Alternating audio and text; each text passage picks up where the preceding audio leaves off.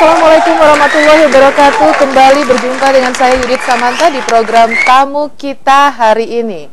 Pemirsa, awal pekan ini DPR RI mengesahkan peraturan pemerintah pengganti Undang-Undang Perpu nomor 1 tahun 2014 tentang perubahan Undang-Undang nomor 2 tahun 2014 tentang pilkada menjadi undang-undang. Itu artinya 7 bahkan 8 kabupaten kota, Bandar Lampung, Metro, Lampung Tengah, Lampung Selatan, Lampung Timur, kemudian Pesawaran, Waikanan, bahkan kemungkinan nih pesisir barat siap-siap untuk mengadakan pilkada serentak di tanggal 15 Desember 2015. Bagaimana kira-kira persiapan Lampung untuk menghadapi pesta demokrasi lokal kita nanti? Di studio sudah bersama saya, beliau ini sangat padat schedule-nya dan berbahagia sekali kita bisa bersama beliau. Mari kita bertemu dengan beliau adalah Dr. Nanang Trenggono sebagai Ketua Komisi Pemilihan Umum KPU Bandar Lampung untuk 2 periode. Assalamualaikum warahmatullahi wabarakatuh, Pak Nanang. Waalaikumsalam. Gimana Pak, sehat hari ini? Alhamdulillah sehat. Pak Nanang terus terang, Yudit bahagia sekali bisa ketemu dengan Pak Nanang karena schedule-nya yang begitu padat merayap, Pak Nanang. Ya, sama kita juga. Senang bisa hadir di sini. Alhamdulillah. Pak Nanang, terkait dengan keputusan pemerintah yang saat ini sudah sudah menentukan bahwa Perpu yang saat ini sudah disahkan menjadi undang-undang, itu bagaimana tanggapan Pak Nanang selaku Ketua KPU Lampung? Ya, jadi begini, tanggal 14 Januari sebelum penetapan Perpu menjadi undang-undang diterima oleh DPR RI, itu kami ada rakor di Jakarta. Rakor itu tentang pilkada serentak. Jadi simulasi dari KPU RI, pilkada serentak itu akan dilaksanakan pada tanggal 16 Desember tahun 2015.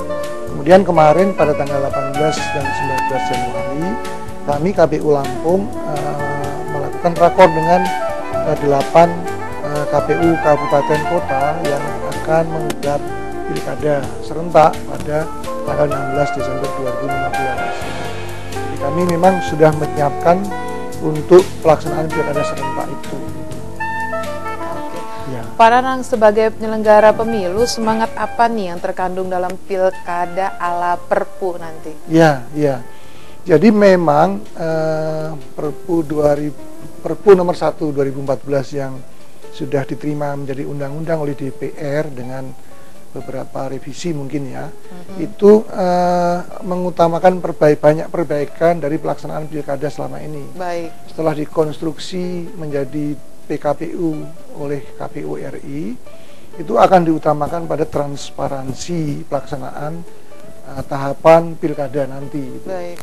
Nah, kemudian yang kedua, dalam pencalonan itu kan ada 2 tahap, ada pendaftaran bakal calon, kemudian ada pendaftaran calon, ya. Jadi pendaftaran bakal calon itu diminta atau diharapkan kepada partai politik atau gabungan partai politik. Jadi kalau gabungan partai politik itu syaratnya adalah 20% kursi di DPRD. Baik. Nah, atau 25% perolehan suara pemilih pada pemilu legislatif tahun 2014 9 April lalu.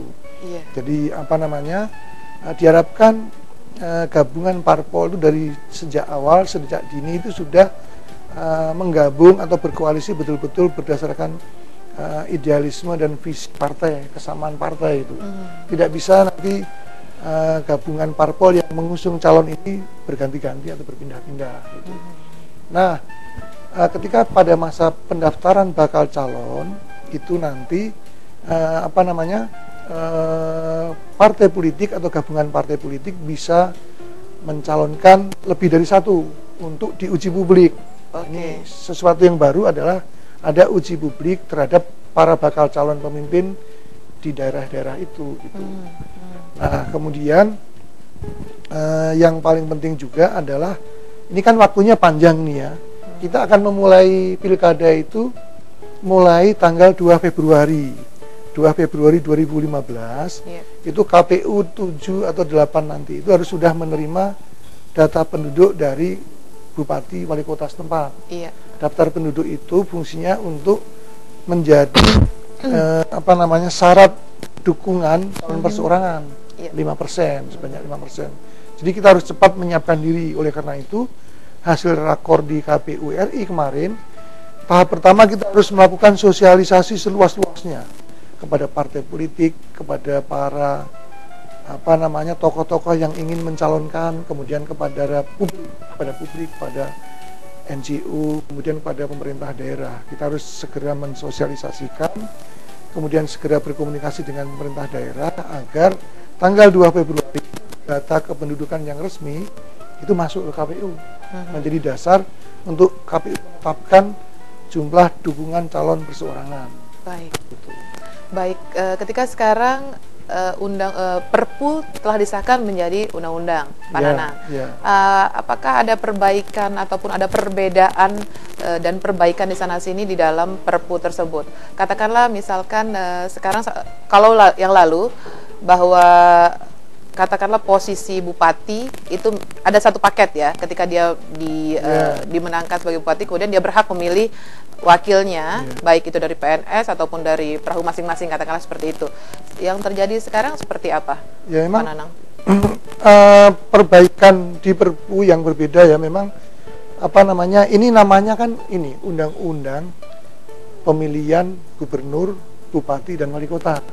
Jadi bukan lagi dinamakan, kalau dulu kan pemilihan umum kepala daerah dalam bentuk pasangan. Nah sekarang sama dengan bunyi di Undang-Undang Dasar 1945. Jadi memang memilih gubernur, memilih bupati dan memilih wali kota, itu kan.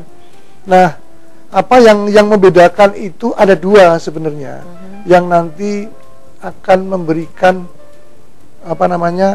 transparansi yang lebih luas pada masyarakat untuk bisa mengontrol proses pilkada. Yang pertama ada uji publik terhadap para calon pemimpin di daerah itu. Yang kedua, ketika calon itu nanti ditetapkan menjadi calon bupati atau calon wali kota, diberi kesempatan bagi pihak manapun untuk menggugat putusan KPU selama waktu 3 bulan. Jadi gini, bakal calon ya, ketika kan agak panjang ya, mulai 2 Februari KPU menerima jumlah penduduk, daftar penduduk. Tanggal 26 Februari, akhir bulan Februari itu calon perseorangan harus menyerahkan sejumlah dukungan, 5% dukungan dari jumlah penduduk pada KPU. Artinya sudah mulai pendaftaran dari calon perseorangan. Kemudian gabungan partai politik atau partai politik yang memperoleh suara kursi DPR 20% dan suara pemilu 2014 25%, itu bisa mencalonkan, mendaftarkan bakal calon di KPU masing-masing untuk mengikuti uji publik. Misalnya ada gabungan partai politik A dan B, dia bisa mengusulkan bakal calon 1 atau 2 atau 3 atau 4 boleh. Nanti pada bulan Maret KPU itu membentuk panitia uji publik. Panitia uji publik itu ada 1 orang dari KPU, 2 orang dari akademisi, 2 orang dari tokoh masyarakat, ada 5 orang gitu, melakukan uji publik. Kemudian setelah itu nanti KPU mengeluarkan keterangan bahwa sejumlah calon pemimpin ini sudah mengikuti uji publik. Gitu. Ini menjadi syarat untuk pendaftaran calon yang tetap nanti. Gitu. Pada bulan Juli akhir, awal Agustus ada waktu 3 hari untuk pendaftaran calon. Baik, Pak Nanang. Di Di akhir Februari 2015 sudah mulai pendataan untuk penyerahan dukungan. Untuk pendaftaran bakal calon. Bagaimana tahapan selanjutnya untuk yang dilakukan oleh KPU Lampung ini? Tapi ditahan dulu Pak Nanang, Kita akan kembali setelah yang satu ini.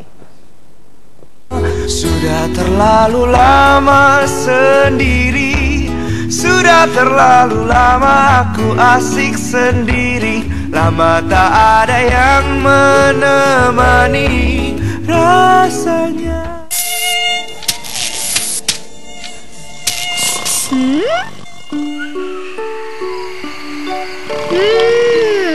Wangi. Top Jumbo, ampuh mengusir nyamuk sampai pagi. Permasalahan yang terjadi di Lampung situasi terkini tentang Lampung. Kami kabarkan dalam program Sekitar Lampung, merangkum informasi dan peristiwa yang terjadi di Lampung hari ini secara cepat, lengkap, dan akurat. Lawan segala tindak pidana korupsi, lawan kawan-kawan. Setiap Senin sampai dengan Jumat, hanya di Sindo TV Lampung. Waspadalah, kejahatan bisa terjadi kapan dan di mana saja. Tindakan kriminal yang tak terduga. Cegah, tangkal, cekal. Hadir setiap Senin sampai dengan Jumat.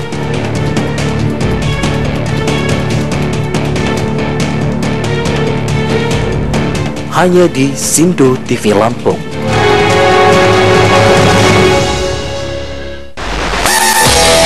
Mau eksis sekalian narsis?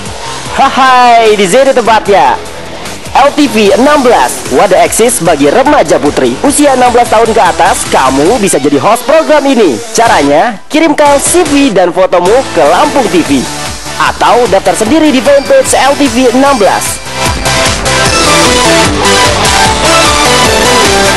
LTV 16, kini kamu bisa jadi host.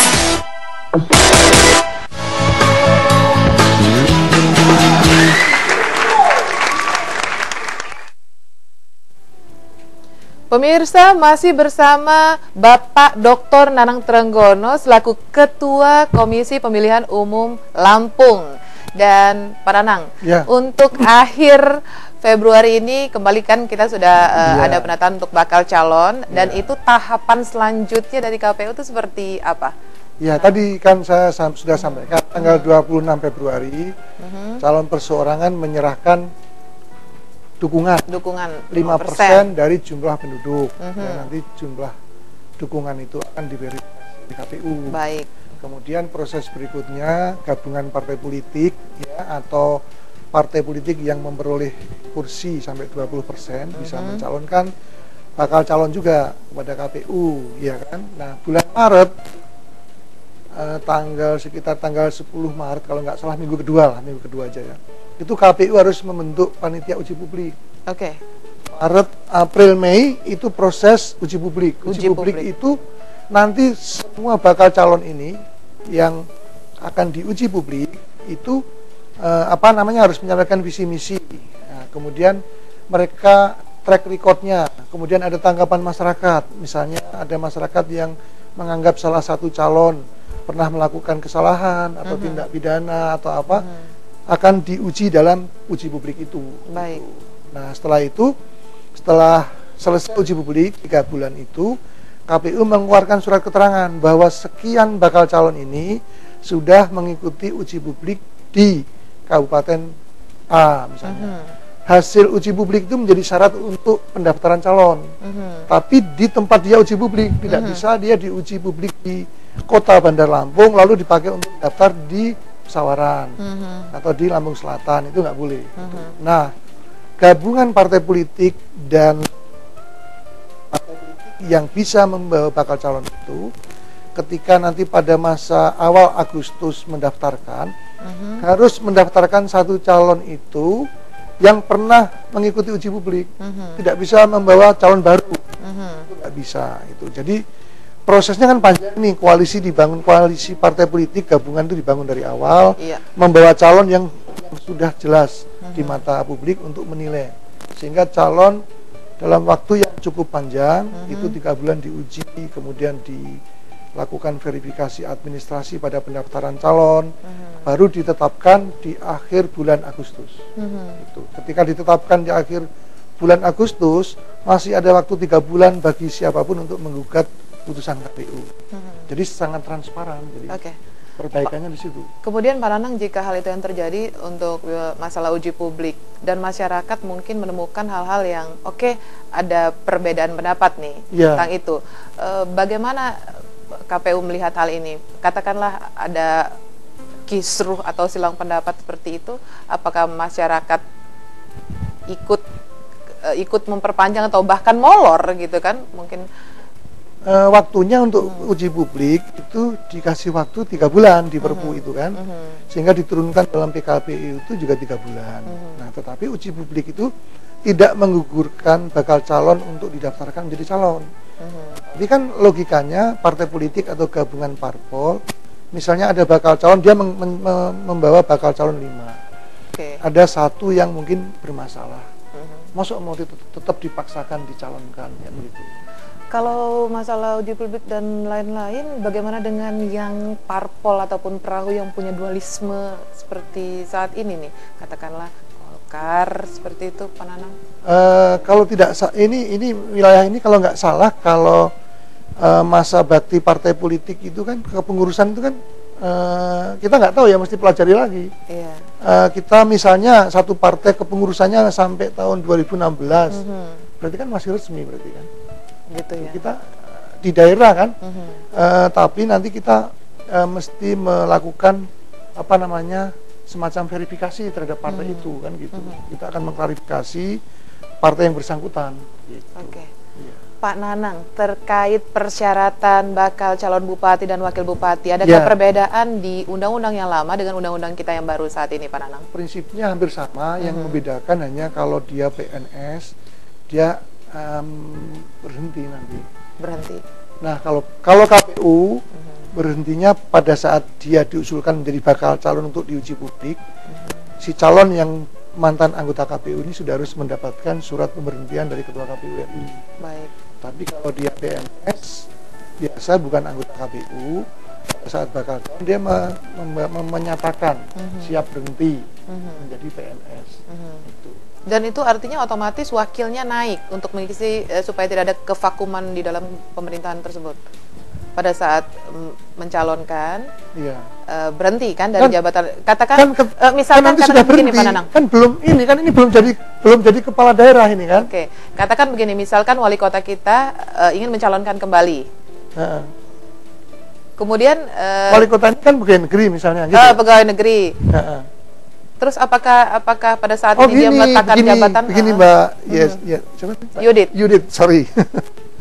Jadi pada tanggal 16 Desember itu seluruh kepala daerah atau bupati dan wali kota yang akan melaksanakan pilkada itu sudah selesai semua.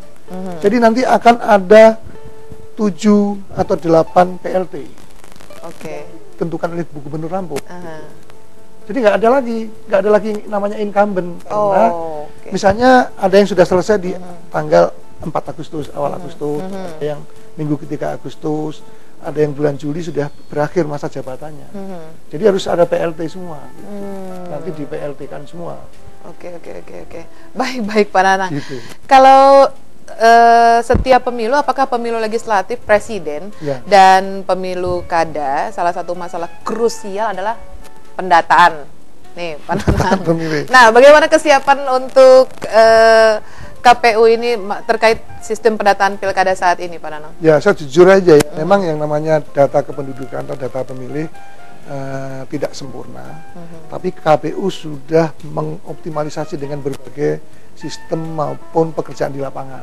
Baik. Nanti itu untuk pilkada serentak akan menggunakan sidang pilpres. Nah, prosesnya masih sama nanti ya. Ada penyerahan DP4 di bulan Juni kalau tidak salah. Penyerahan DP4 itu daftar potensial pemilih pemilu dari pemerintah. Nanti diolah melalui sistem sidalih untuk sistem pengecekan. Ada pengecekan di lapangan dan sebagainya. Ada yang nanti ditetapkan DPS, kemudian ditetapkan DPT. Bahkan di pilkada serentak, nanti orang yang tidak terdaftar dalam daftar pemilih tetap itu selama 7 hari ke depan setelah DPT ditetapkan masih didata. Didatakan orang-orang yang belum ada didata. Kemudian pada saat hari H yang belum didata dalam DPT, belum didata dalam DPT B1 itu, dia masuk bisa tetap memilih dengan menggunakan KTP. Jadi tetap nanti terjaring semua. Kalau misalnya ada penduduk atau pemilih yang memenuhi syarat untuk menjadi pemilih, belum terdaftar dalam sidalih, dia bisa hadir mencoblos menggunakan KTP. Di tempat alamat KTP ya, bukan di ini.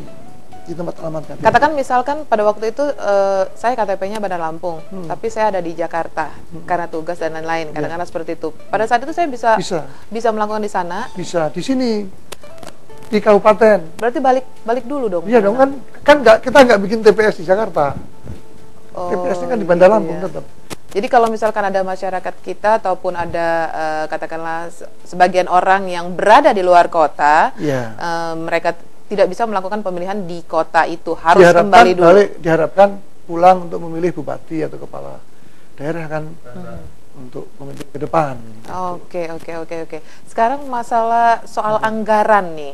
Pak Nanang, tapi jangan dijawab dulu masalah soal anggaran Pak Nanang. Kita akan kembali setelah pariwara berikut ini.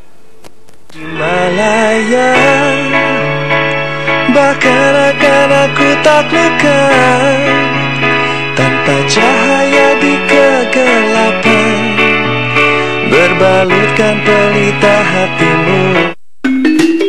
Pilihan cerdas, nikmat dan sehat, minyak goreng Rose Brand. Minyak goreng non kolesterol, tanpa bahan pengawet, dengan proses 2 kali penyaringan. Mengandung vitamin E, beta karoten, dan omega 9 yang membantu menurunkan kadar kolesterol. Masakan lebih gurih, lebih lezat, dan lebih sehat. Nikmat abis. Permasalahan yang terjadi di Lampung, situasi terkini tentang Lampung, kami kabarkan dalam program Sekitar Lampung, merangkum informasi dan peristiwa yang terjadi di Lampung hari ini secara cepat, lengkap, dan akurat. Lawan segala tindak pidana korupsi, lawan kawan-kawan. Setiap Senin sampai dengan Jumat, hanya di Sindo TV Lampung. Mau eksis sekalian narsis? Hai, di sini tempatnya.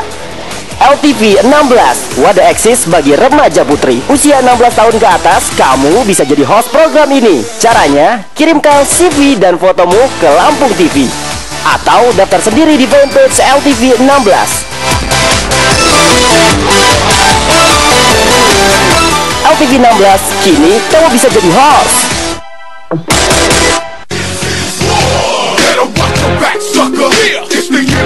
Menemani akhir pekan Anda dengan berita kriminal yang terjadi selama 1 pekan.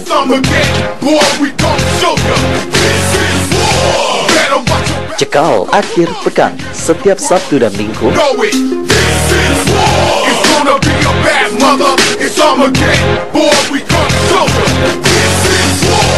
hanya di Sindo TV Lampung.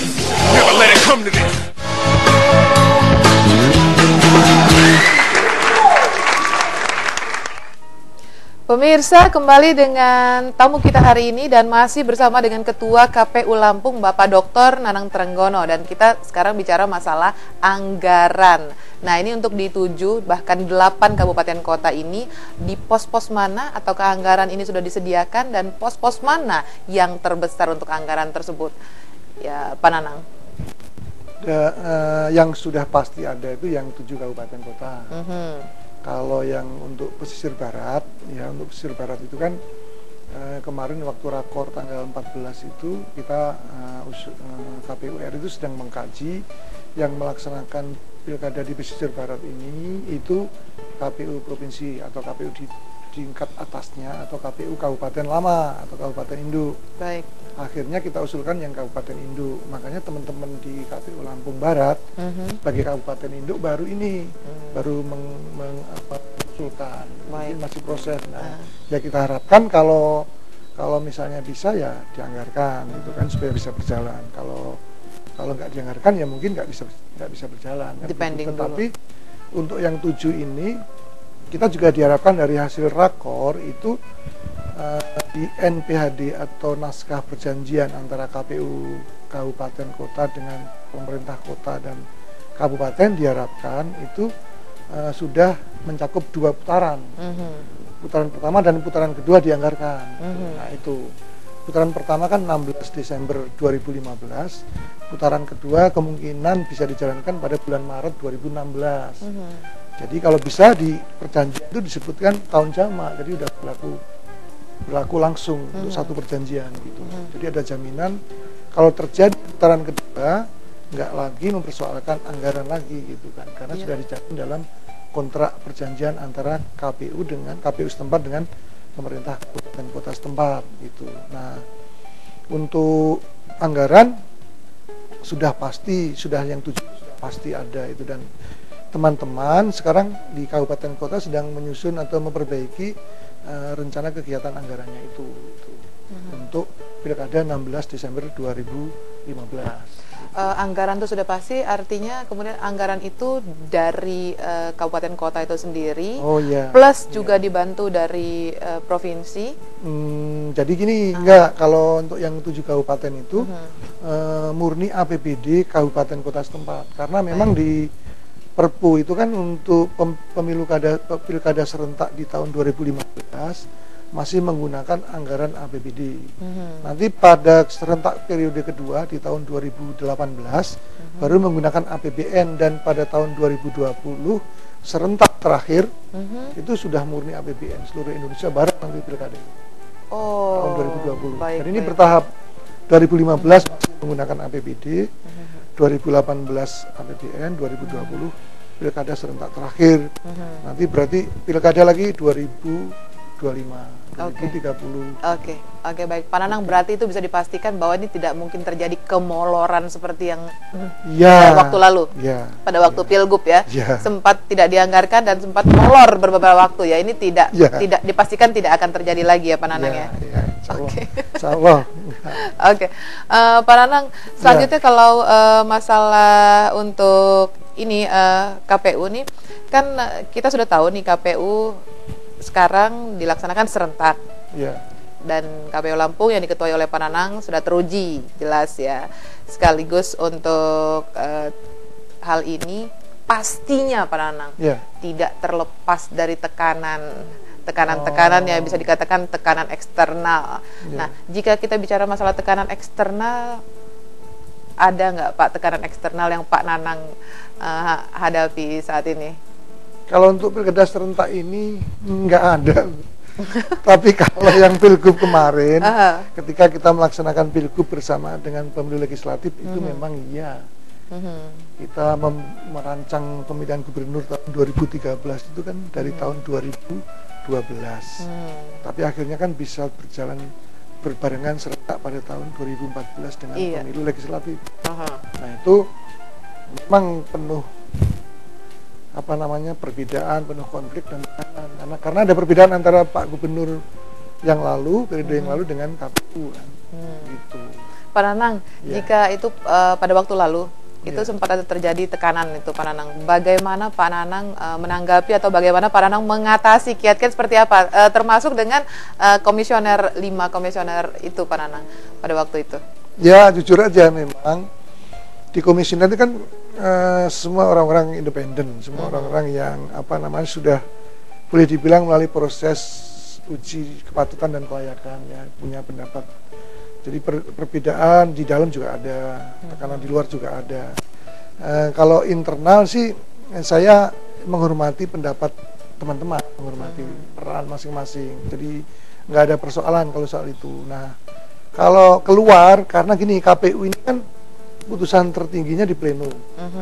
Jadi sifatnya kelembagaan itu pleno, bukan individual. Jadi saya memaksimalkan rapat pleno. Keputusan yang bisa melawan tekanan dari luar itu. Jadi saya tidak saya menyadari bahwa kalau secara individu kita ini banyak kelemahan kok, benar kok. Di Al-Qur'an kan disebutkan kan itu kan bahwa manusia itu banyak kelemahan. Bahwa kita harus berlindung pada Tuhan kan gitu. Jadi saya memanfaatkan dan mengoptimalkan satu tim dalam pleno. Perbedaan internal kita harus selesai di pleno gitu. Tapi visinya harus visi kelembagaan gitu. Nah, kalau misalnya orang per orang mau memainkan sendiri kan nanti akhirnya kalah dengan pleno ini kan gitu. Nah, dengan adanya rapat pleno yang menjadi putusan KPU itu, kita bisa menjadi alat dasar untuk menjelaskan kepada publik, termasuk menjelaskan kepada misalnya Pak Gubernur Pak Sarudin waktu itu. Misalnya Pak Sarudin kepingin, misalnya ini salah satu contoh, ingin pemilu kadanya itu dilaksanakan tanggal 28 Desember. Baik. Misalnya.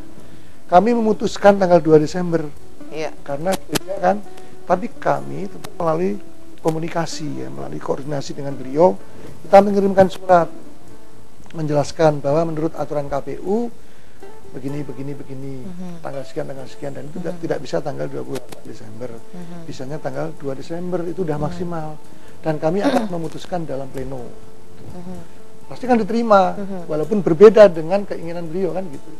Nah itu sepanjang kita menggunakan kolegial kita, menggunakan semaksimal mungkin rapat pleno sebagai putusan tertinggi, semua kan tersalurkan di situ. Kepala kita tersalurkan di situ, kalau berdebat di situ, internal juga akan selesai di situ kan gitu. Pak Nanang, jadi Yudit ingin mengetahui lebih lanjut nih Pak Nanang. Pada waktu itu pastikan ada perbedaan pendapat ya, katakanlah dari eksternal, internal dan something seperti itu. Ada gejolak mungkin dari masyarakat kita, kan Lampung ini unik Pak Nanang ya kan. Apakah pada waktu itu gejolak masyarakat itu, pada waktu terjadi perbedaan mereka ikut arus atau cenderung memilih salah satu elit politik atau punya masing-masing pendapat dan akhirnya seperti apa KPU menanggapi pada waktu itu, Pak Nanang? Ya, memang kepentingannya banyak. Sebenarnya tidak hanya kepentingan beliau Pak Gubernur yang lalu, Pak Sarudin bukan hanya itu. Kepentingan calon kan juga ada. Kepentingan calon-calon itu kan pengennya juga berbeda-beda gitu kan. Masing-masing calon juga punya tim sukses yang berbeda-beda. Untungnya di Lampung itu aktivis, tim sukses dan sebagainya itu juga saling mengenal gitu. Ibaratnya itu sebuah keluarga besar di Lampung gitu. Jadi sehingga kita bisa mudah berkomunikasi. Sama-sama teman gitu. Pak Nanang waktu itu sempat berat badan Pak Nanang turun ya. Turun. Itu memang tekanannya benar-benar sampai ke berat badan atau seperti apa tuh Pak Nanang? Iya, sempat turun. Memang kita stres, jujur aja stres. Kita berlima stres kok itu. Berbulan-bulan itu. Ceritanya makin seru dan setelah ini nanti kita akan ada games dan games ini lebih seru lagi dari cerita Pak Nanang yang sempat berat badannya turun drastis, drop, mendapatkan tekanan eksternal internal pada waktu lalu. Tapi kalau sekarang sudah sehat ya Pak Nanang ya. Yudit Samanta, Bapak Dr. Nanang Trenggono, Ketua KPU Lampung akan kembali setelah yang satu ini. Aku di sini dan kau di sana, hanya berjumpa via suara. Namun ku selalu menunggu saat kita akan berjumpa.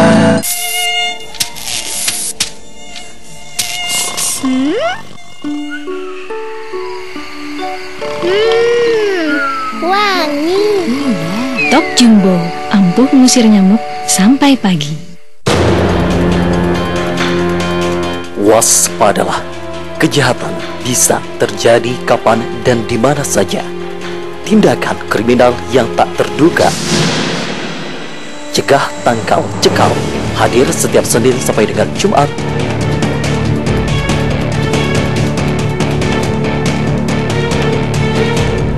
Hanya di Sindo TV Lampung.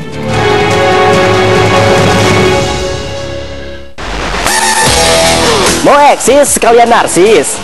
Hai, di sini tempatnya. LTV 16, wadah eksis bagi remaja putri usia 16 tahun ke atas. Kamu bisa jadi host program ini. Caranya, kirimkan CV dan fotomu ke Lampung TV atau daftar sendiri di fanpage LTV 16.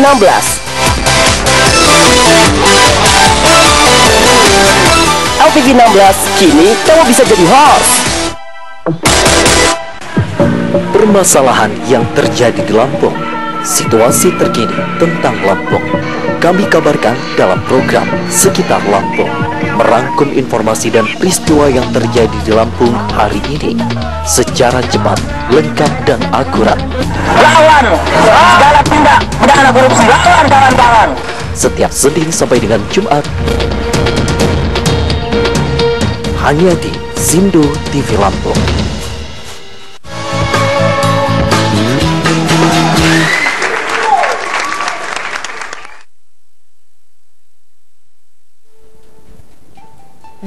Pemirsa, Yudit Samanta dan tamu kita hari ini Bapak Dr. Nanang Trenggono selaku Ketua KPU Lampung kembali kita berbincang-bincang lebih lanjut untuk rencana Pesta Demokrasi Lokal serentak nanti di 7 bahkan 8 kabupaten kota tanggal 15 Desember 2015. Pak Nanang, Ya. Pak Nanang kan kita tahu lah kinerjanya seperti apa, sudah bukan rahasia lagi, sudah 2 kali dan ini tidak mudah menjadi Ketua KPU Lampung, Pak Nanang. Ya. Monggo Pak Nanang dibagi kiat-kiat resepnya dalam memimpin KPU Lampung ini. Di mana Pak Nanang belajar leadership kepemimpinan, Pak Nanang? Yang pertama ya, saya membangun kepercayaan teman-teman percaya pada saya, intinya di situ. Baik. Membangun proses supaya teman-teman itu percaya. Nah itu, kalau belajar kepemimpinan itu saya mulai dari kecil memang Mbak seneng berteman ya. Iya. Dari misalnya waktu SD misalnya itu saya pasti punya teman grup gitu, entah 3 orang, 4 orang. Untuk diskusi? Enggak, untuk bermain kan. Oh, untuk bermain. Kan kita masih Baik. SD nih. Kirain udah dari SD diskusi terus, Pak. Sampai SMP kita punya teman, saya punya grup senam waktu itu, senam SKJ? bukan senam ini, senam atlet senam itu loh, ikut lomba senam gitu, Oke, dulu Pak Nanang atlet juga ya Pak ya, luar biasa. Terus SMA saya pernah memimpin kelompok pecinta alam. Kelompok pecinta alam waktu itu namanya Ganesha Mountaineer Club. Jadi saya sering naik gunung memimpin teman-teman sampai puluhan gitu kan. SMA dan saya menjadi ketua OSIS itu, ketua OSIS di SMA itu. Kemudian di mahasiswa banyak diskusi kalau mahasiswa menjadi kelompok studi itu gitu. Jadi kemudian di Lampung juga saya mengenal banyak tokoh-tokoh besar di Lampung kan, seperti mulai dari waktu itu Pak Samsurya Riyakudu, gubernur dulu kan. Samsurya. Kemudian ketua Partai Golkar seperti Pak Aljir Dianis Tabrani, gitu kan. Kemudian Pak Sarudin. Kemudian Pak Gubernur yang sekarang kita kenal ya, kita banyak belajar juga berdiskusi dengan mereka kan. Jadi apa namanya? Ternyata memang Lampung ini memberi banyak pelajaran, mendewasakan saya jujur aja bahwa apa namanya? Ada ramalan dari seorang profesor ketua DKPP Prof. Jimli. Itu 10 tahun ke depan kalau dikelola dengan tepat, Lampung itu akan maju besar, mengalami pertumbuhan yang cepat pembangunan di Lampung. Bahkan bisa mengalahkan provinsi-provinsi lain di Sumatera. Ini ramalan seorang profesor ketua DKPP. Saya nggak sempat menanya apa alasan profesor meramalkan itu gitu kan. Nah itu, jadi sebenarnya semua harus diperjuangkan gitu, tantangan itu kita. Jadi sebenarnya kita harus punya peran masing-masing ya. Mungkin kalau di KPU kami punya peran untuk menjaga proses demokrasi bisa berjalan dengan baik. Gitu. Kalau kepala daerah yang membangun investasi yang banyak, membangun fisik, sosial, politik, ekonomi dengan baik kan gitu ya. Nah kalau KPU itu kan untuk menjaga demokrasi. Nah ini kita hargai semua gitu. Jadi itu. Baik, pemirsa, berarti kiat-kiat dari sang ketua KPU 2 kali terpilih ini, Pak Dr. Nanang Trenggono, bukan hanya bekerja tanpa lelah, tetapi juga melakukan, dan bukan juga hanya lepas dan lulus dari fit and proper test, tapi juga ternyata melakukan pendekatan-pendekatan dan silaturahmi baik secara emosional kepada politisi lokal ya, seperti itu ya mungkin ya, kepada penguasa-penguasa daerah pada saat itu ya mungkin ya Pak Nanang. Ya ini apa namanya, kita kenal gitu, bersahabat gitu dengan semua yang ada di Lampung kan. Pak Nanang, saya jadi ingin tahu nih, dengan begitu kesibukan, dengan begitu background yang luar biasa berorganisasi dari SD bahkan SMP, SMA dan terus berjenjang Pak Nanang. Kalau dengan urusan keluarga nih Pak Nanang, seperti apa Bapak membagi waktu? Mohon maaf Pak Nanang.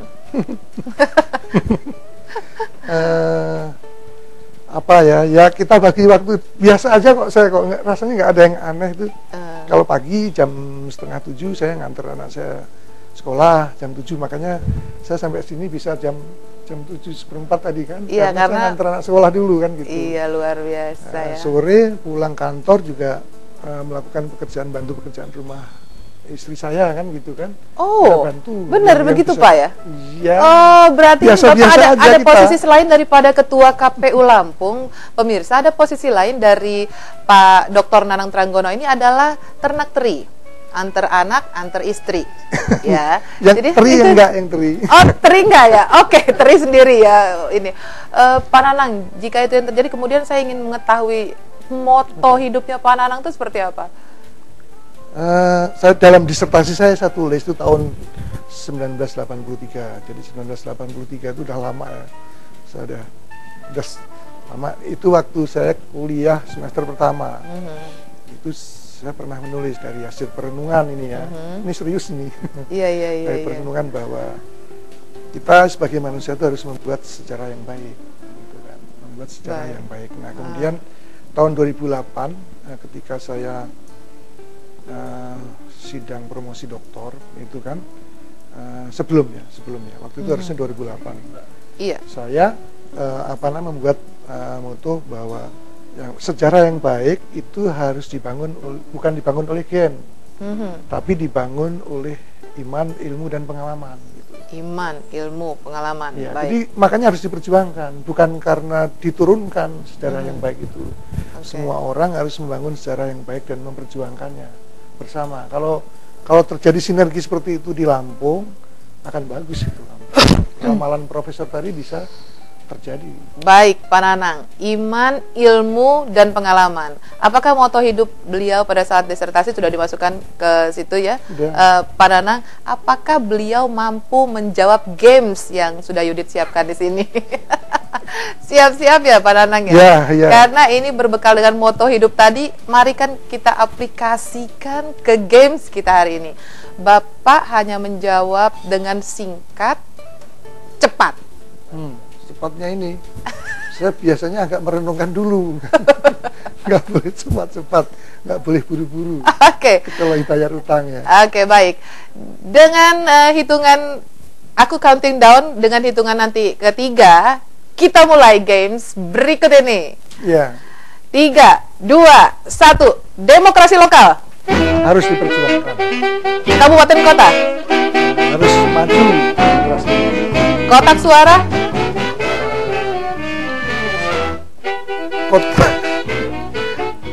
Tempat pemilihan umum. Peraturan pemerintah pengganti undang-undang menjadi dasar untuk pilkada serentak.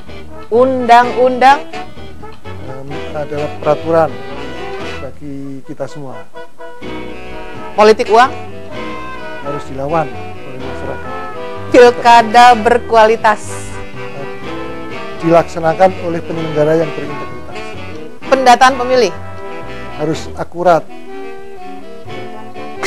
Bawaslu harus menjalankan pengawasan semaksimal mungkin. Bupati, wali kota menjadi pemimpin yang amanah. KPU atau kampus? Jaya KPU ya. Kalau kami punya slogan KPU harus jawab jaya gitu. Atau kampus, KPU atau kampus? Kampus menjadi menjadi pusat pemikiran di Lampung. Kampus atau rakyat? Kampus atau rakyat? Rakyat adalah pemegang kedaulatan. BBM naik atau BBM naik lagi? Jangan dinaikkan lagi. Oke. Terima kasih Pak Dr. Nanang Tranggono, dan ini cukup memacu adrenalin saya ya ketika saya mendengar jawaban-jawaban singkat, dan itu itulah sang Bapak Nanang Tranggono. Pemirsa, jangan kemana-mana, kita akan kembali bersama Bapak Dr. Nanang Tranggono, Ketua KPU Lampung, tetap di program Tamu Kita hari ini. Kapanpun mimpi terasa jauh, oh ingatlah sesuatu, ku akan selalu jadi sayap pelindungmu.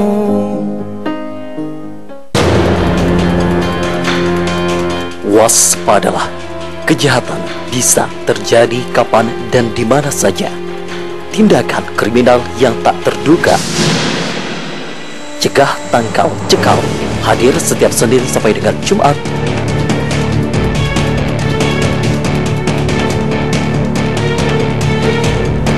hanya di Sindo TV Lampung. Permasalahan yang terjadi di Lampung, situasi terkini tentang Lampung, kami kabarkan dalam program Sekitar Lampung, merangkum informasi dan peristiwa yang terjadi di Lampung hari ini secara cepat, lengkap, dan akurat. Lawan segala tindak pidana korupsi, lawan kawan-kawan. Setiap Senin sampai dengan Jumat, hanya di Sindo TV Lampung. Mau eksis sekalian narsis? Hai, di sini tempatnya. LTV 16, wadah eksis bagi remaja putri usia 16 tahun ke atas. Kamu bisa jadi host program ini. Caranya, kirimkan CV dan fotomu ke Lampung TV atau daftar sendiri di fanpage LTV 16.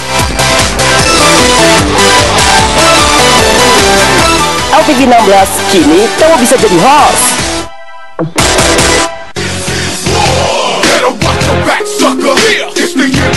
Menemani akhir pekan Anda dengan berita kriminal yang terjadi selama satu pekan.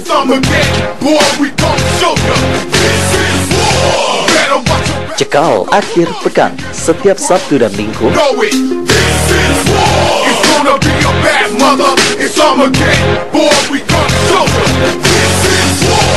hanya di Sindo TV Lampung.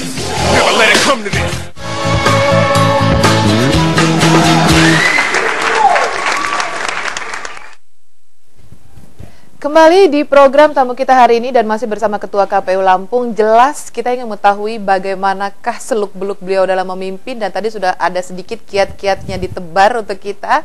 Kembali kita berbincang-bincang dengan beliau. Pak Nanang, boleh di-share nggak, boleh tahu nggak riwayat hidup singkat Pak Nanang, kemudian apa saja kira-kira yang menjadi kiat-kiat Pak Nanang sampai dengan sukses sampai dengan sekarang ini, jenjang pendidikannya?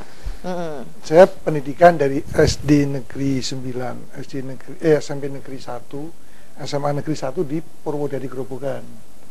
Purwodadi Grobogan itu dari Semarang 60 km ke timur. Kemudian tahun 82 saya S1 di Unpad, di Universitas Pajajaran, sehingga bisa sedikit berbahasa Sunda gitu ya. Kemudian tahun 91 saya ambil S2 Ilmu Komunikasi di UI. Nah, ini yang cukup membesarkan memacu atau karir, bukan karir, pemikiran akademik saya. Baik. Pemikiran akademik saya mulai terbentuk di UI di Jakarta. Karena di Jakarta selain kuliah kan kita tiap hari naik bus itu, selalu ketemu masyarakat yang ada yang orang miskin, ada tumburan motor, ketemu orang macam-macam di bis itu kan, sehingga kita bisa merenungkan diri bahwa kita kuliah di sana itu kehidupannya begitulah gitu ya di Jakarta. Kemudian saya doktor ilmu komunikasi di Unpad tahun 2002. Nah, saya dibentuk puncaknya di situ karena pada saat saya kuliah doktor, saya banyak juga bersentuhan di Lampung dengan dunia politik lah, dengan tokoh-tokoh politik di Lampung gitu kan. Nah, disitulah membentuk pemikiran saya. Kalau perbedaan antara misalnya Unpad dengan UI kan beda. Kalau di Unpad tuh dituntun ya metodologi itu kan, kalau di UI kan bebas gitu lah. Itu membentuk saya tentang tertib, tentang disiplin ya itu. Dan ketika memasuki KPU, pemikiran bebas. Biasanya seorang dosen itu kan ketika diatur itu susah kan. Nah, untungnya saya ambil S3-nya di Unpad yang semua mulai dari awal sampai akhir itu harus diatur itu. Sehingga tidak terlalu sulit. Pertama sulit menjadi anggota KPU itu, banyak aturan, terlalu tertib. Tapi lama-lama saya senang dengan disiplin, ketertiban, dengan peraturan dan sebagainya itu. Nah, itu riwayat saya. Luar biasa Pak, ini bisa menginspirasi ya Pak ya. Pak Nanang, kalau kita balik lagi ke masalah komisioner sekarang kan tetap 5. Iya Pak ya. Ada dua yang baru, dan ini bagaimana Pak Nanang menjalin komunikasi supaya tetap sinergis dan supaya tetap menghasilkan kualitas dan profesional kerja untuk komisioner tersebut? pada dasarnya saya ini kan menghargai semua orang, tidak dilihat dari statusnya gitu. Dari mereka yang berstatus tinggi, apakah dia kepala daerah sampai tukang sapu, itu saya hargai gitu Mbak. Kadangkala saya sering kali kan dulu kan waktu di forum rektor di Unila kan saya aktif ketua forum rektor untuk Universitas Lampung. Kita kerja sampai malam, kalau jam 3 pulang itu sering ketemu bapak-bapak yang sama itu yang nyapu di jalan raya itu kan. Nah saya sering kadang-kadang berhenti ngajak ngobrol, saya kasih uang tip gitu kan, hanya untuk sekedar saya mendapatkan apa, ternyata semuanya itu memberikan petunjuk yang baik, positif bagi kita gitu, siapapun dia gitu loh. Nah ada perbedaan perbedaan karena situasionalnya. Pada saat 5 yang dulu kita kan menghadapi konflik, sehingga semuanya itu keras-keras itu. Jadi nggak ada kompromi gitu. Seolah-olah kita 5/5 itu. Baik. Nah yang sekarang ini relatif fleksibel, teman-teman kita yang baru muda-muda ini kan. Baik. Nah itu memberikan suasana yang baru juga gitu, positif buat KPU ke depan gitu. Baik, Makanya baik. Kita konsentrasi sekarang ini, kiat kita adalah supaya komisioner dan sekretariat itu menyatu betul gitu.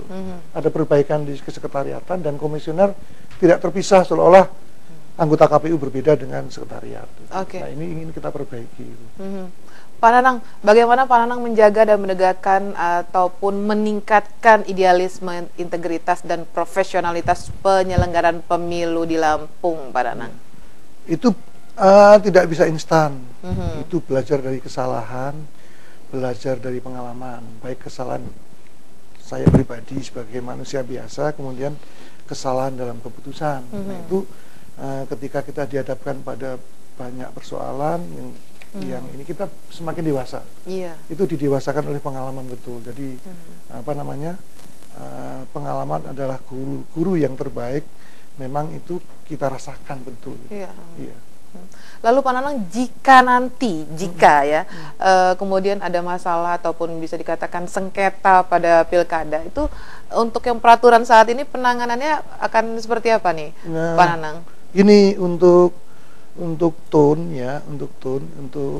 penetapan calon dulu ya. Penetapan calon itu melalui PT Tun sampai kasasi MA. Tapi kalau hasil pemilu itu melalui ditunjuk 4 pengadilan tinggi negeri. Kemudian untuk hasil pemilunya itu ada jadwalnya, udah kita jadwalkan kok itu.